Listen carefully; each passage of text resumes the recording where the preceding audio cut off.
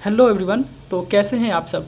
स्वागत है आप सबको। इस वीडियो का बहुत ही ज़रूरत था क्योंकि सीयूईटी एग्ज़ाम को लेके मात्र अब 6 से 7 दिन बच गया है। तो आप सभी को एक दिमाग में बात चल रहा होगा कि क्या मैं अभी भी इस एग्ज़ाम को क्लियर कर पाऊँगा या फिर नहीं कर पाऊँगा। तो as a student, as a senior student of a BHU, मैं आपको बता दूँ कि हम लोग का जो एग्ज़ाम होता है उसमें मोस्ट प्रोबेबली जितने भी स्टूडेंट्स होते हैं वो एग्ज़ाम के एक दिन पहले, एक रात पहले सिलेबस को कवर करते हैं। सिलेबस को कवर भी कैसे करते हैं? चैट जीपीटी से या फिर जो स्टूडेंट्स क्लास नोट्स बनाए होते हैं उनसे। तो आपके पास तो अभी भी 7 दिन बचा हुआ है। 7 दिन से भी कम से कम 6 दिन तो आपके पास पूरा बचा हुआ है। तो आप अभी भी सिग्निफिकेंट रोल निभा सकते हैं अपने स्टडी को लेके, अपने सीयूईटी में मार्क्स को लेके। सबसे पहले तो आप अभी के लिए कट ऑफ देखना बंद कीजिए कि किस यूनिवर्सिटी के लिए, किस सब्जेक्ट के लिए कितना कट ऑफ बजा रहा है। आप अभी फोकस कीजिए अपने जितने भी रिवाइज सब्जेक्ट बचे हुए हैं, रिवीजन कीजिए, PYQs लगाइए। तो ये 7D स्ट्रेटजी मैं आपके लिए लाया हूँ, आपको बहुत ही अच्छा लगेगा। आप देखिए इसमें पूरा प्लान है आपका। मैं आपको इसके बारे में सब कुछ डिटेल में प्रोवाइड करता हूँ। तो सबसे पहले हम लोग आगे चलते हैं कि आगे इसमें क्या क्या हम आपको बताने वाले हैं। सबसे पहले ये देखते हैं। सबसे पहले हम लोग देखेंगे कि सीयूईटी के प्रिपरेशन का स्ट्रेटजी 7 दिन में कैसे हम लोग कवर करेंगे, पूरा सब्जेक्ट कैसे पढ़ेंगे, कैसे स्मार्टली फोकस करेंगे कि हमारा 7 दिन में पूरा सिलेबस कवर अप हो जाए। तो इसके लिए हम अपने टीम से ये PPT बनाया गया है, जो BHU इन्फो द्वारा जो एक टीम BHU के सीनियर्स इसको रन करते हैं BHU के कैंपस में ही। तो आपको ये बहुत ही क्लियर कट आइडिया हो जाएगा कि कैसे क्या करना है और कैंपस में कैसे आपको एग्ज़ाम देने आना है। तो सबसे पहले हम लोग चलते हैं इंट्रोडक्शन पार्ट में।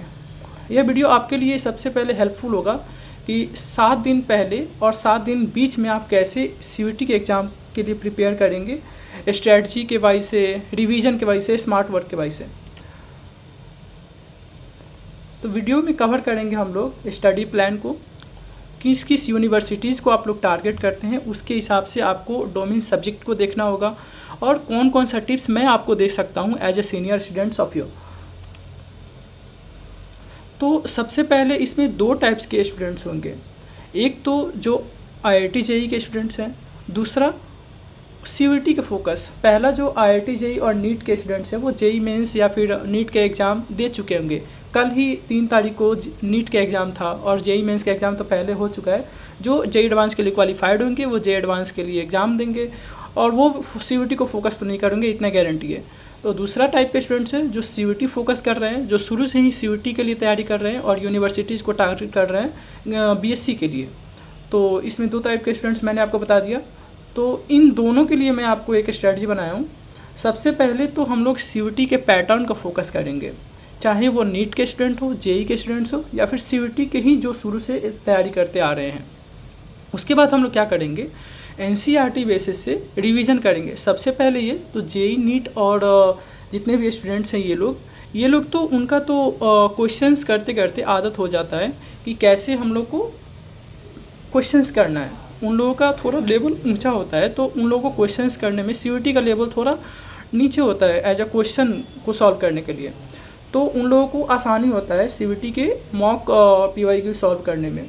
तो सीयूईटी वाले जितने भी स्टूडेंट्स हैं जो शुरू से सीयूईटी का तैयारी करते आ रहे हैं, तो उनको क्या करना है कि PYQs अभी के टाइम पे ज़्यादा देना है और वो भी स्मार्टली PYQs देना है। जैसे कि टाइम बाउंडेड फ्रेम में कोई भी आप और कोशिश कीजिए आप कि जितना भी आप PYQs लगा रहे हैं वो आप एक CBT मोड में कंप्यूटर बेस्ड PYQs को फॉलो कीजिए, ताकि आपके लिए आसानी होगा पैटर्न समझने में, वहाँ पे एग्ज़ाम देने में।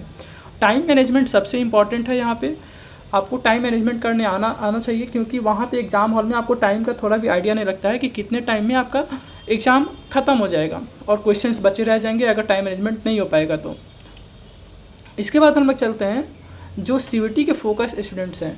सबसे पहले तो उनको सिलेबस क्विकली कवर करना पड़ेगा अपने क्लास नोट से या फिर शॉर्ट नोट से, जो भी है, और जो भी इम्पॉर्टेंट टॉपिक्स है उसको रिवाइज करना पड़ेगा। सबसे बढ़िया से आपको शॉर्ट नोट्स प्रोवाइड करा दिया जाएगा आपको यहाँ से, और बहुत सारे ऐसे प्लेटफॉर्म भी है जो आपको शॉर्ट नोट्स प्रोवाइड करा रहे हैं।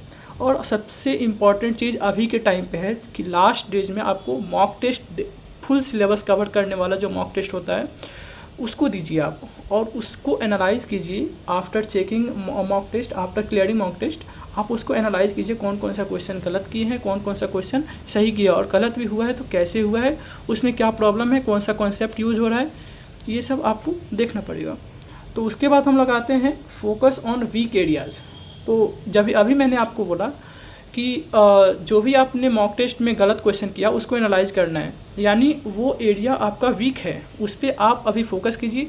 और इम्पॉर्टेंट ये है कि आप अभी नए टॉपिक्स को नहीं उठाइए, जो आप पढ़े हैं, जो आप समझे हैं, जो आप क्लास नोट्स में लिखे हुए हैं उसी को अभी पढ़ने का पूरा कोशिश कीजिए। तो मैं आपको डे वाइज प्लानिंग बता दे रहा हूँ। सबसे पहले तो 1 से 3 दिन के बीच में अपने जितने भी क्लास नोट्स बनाए हैं, टीचर्स को फॉलो किए हैं, तो उसका कुछ ना कुछ आप नोट्स तो रखे होंगे, शॉर्ट नोट्स हो या फिर कुछ भी क्लास नोट्स हो या फिर लेक्चर हो, उसको रिवाइज़ कीजिए। कोर सब्जेक्ट जितने भी डोमेन सब्जेक्ट हैं, जैसे आप मैथ्स से में एडमिशन लेना चाहते हैं तो फिजिक्स केमिस्ट्री मैथ्स होता है डोमेन सब्जेक्ट, आप उसको एकदम अच्छे से थ्रोली रिवाइज़ कीजिए।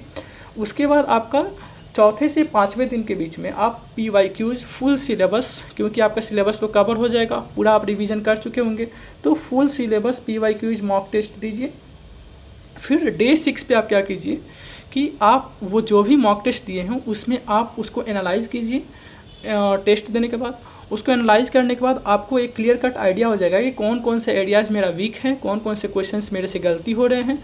तो उसके साथ फुल रिवीजन कीजिए आप अपने चैप्टर्स को लेके, आप अपने बुक्स को लेके, NCERT बुक्स लेके, जो भी आप रेफरेंस यूज़ कर रहे हैं, जो भी आप मॉक टेस्ट के लिए यूज़ कर रहे हैं। उसके बाद डे 7 पे आप क्या कीजिए, सबसे पहले तो आपको हेल्दी माइंड रखना है, हेल्दी बॉडी रखना है, तभी आप सही तरह से आप एग्ज़ाम देने में कॉन्फिडेंटली आप एग्ज़ाम दे पाएंगे। लाइट रिवीजन करना है उस दिन, कॉन्फिडेंस रखना है अपने अंदर, और खाना अच्छे से खाना है, ज़्यादा भी खाना नहीं खाना है क्योंकि आपको नींद आ जाए। और उस दिन आपको प्रॉपर नींद लेना है। एग्ज़ाम के 1 दिन पहले आपको सोने से पहले प्रॉपर नींद लेना ज़रूरी है, क्योंकि एग्ज़ाम टाइम पे आपको ज़्यादा स्ट्रेस ना हो और कोई प्रॉब्लम ना हो एग्ज़ाम के टाइम पे। तो ये सभी आपको ध्यान रखना पड़ेगा।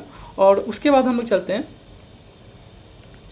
क्या क्या हम लोग को पढ़ना है। सबसे पहले तो आप लोग NCERT में कुछ लास्ट के चैप्टर्स में देखे होंगे कि कुछ ब्लू कलर का बॉक्स दिया जाता है, उसमें जितने भी इंपॉर्टेंट की पॉइंट्स होते हैं आप उनको ज़रूर पढ़िए, क्योंकि वहाँ से डायरेक्टली क्वेश्चंस फिजिक्स और केमिस्ट्री के उठ के चले आते हैं। मैथ्स में तो आपको कैलकुलेशन मिलेगा, वो आपको सॉल्व करना ही पड़ेगा। तो NCERT के जितने भी बुक्स हैं अगर आप उनको फॉलो कर रहे होंगे तो आपको पता होगा कि ये पॉइंट्स हैं जो आपको याद होना चाहिए। प्रीवियस ईयर क्वेश्चन CVT के आपको अवेलेबल हो जाते हैं वेबसाइट पे, या फिर मैं इसी में डिस्क्रिप्शन में आपको लिंक प्रोवाइड कर दूंगा। उसके बाद जनरल टेस्ट का जो होता है, अगर आप उसके लिए तैयारी कर रहे हैं तो जनरल टेस्ट के लिए अभी आप ध्यान मत दीजिए, अभी आप डोमेन सब्जेक्ट को ध्यान दीजिए। और जनरल टेस्ट के लिए देना है तो पर डे 1 घंटा 2 घंटा काफ़ी है।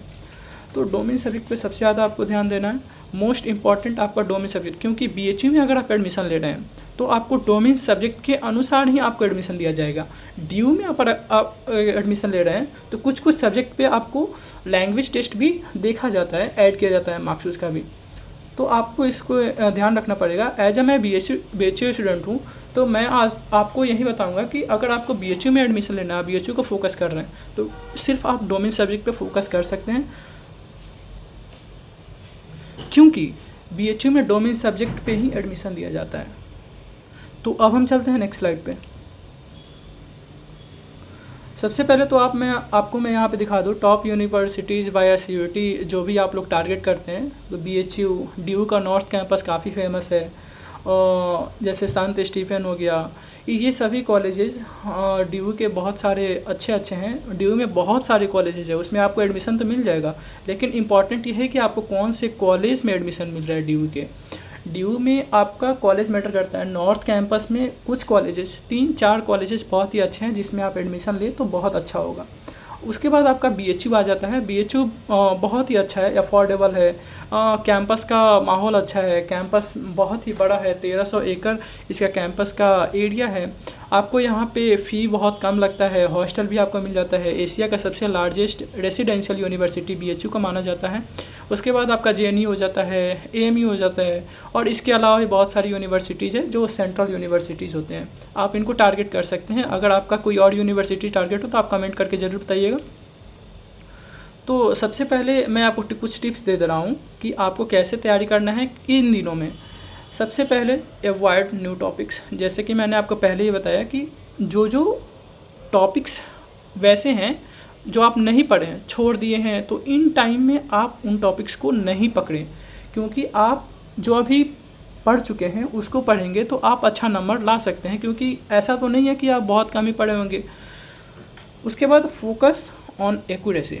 आपको जो भी पढ़ रहे हैं उस पर फोकस करना है कि आप जो पढ़ रहे हैं वो सही है कि नहीं है। तो आपको एक्यूरेसी पे ध्यान देना है, आप जो पढ़ रहे हैं वो सही है कि नहीं है। मेंटेन स्पीड, आपको मैंने पहले ही बताया। ये मैं आपको कंक्लूजन दे रहा हूँ कि आप क्या क्या अभी करें तो आपको एक मतलब मार्क्स अच्छे आएंगे CVT में। एक्यूरेसी आपको अच्छे रखना है, स्पीड आपको अच्छे रखना है। जैसे आप मॉक टेस्ट लगा रहे हैं तो इसमें आपको स्पीड मेंटेन रखना है, और आपको सबसे पहले शांत रहना है और कॉन्फिडेंट रहना है।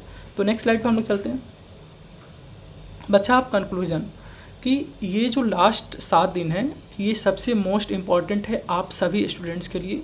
आप सभी को फोकस रहना है, स्मार्टली रिवीजन करना है और अपना बेस्ट देना है, और कुछ भी नहीं करना है। उसके बाद आपका तो CVT ईजिली क्रैक हो जाएगा, उसमें कोई भी प्रॉब्लम नहीं आएगा आपको। तो इसके लिए आपको बहुत बहुत धन्यवाद, बहुत बहुत थैंक यू। आप सभी को ऑल द बेस्ट। कमेंट में ज़रूर बताइएगा। CVT all the best. आप सभी का CVT एग्ज़ाम ज़रूर निकलेगा। थैंक यू दोस्तों।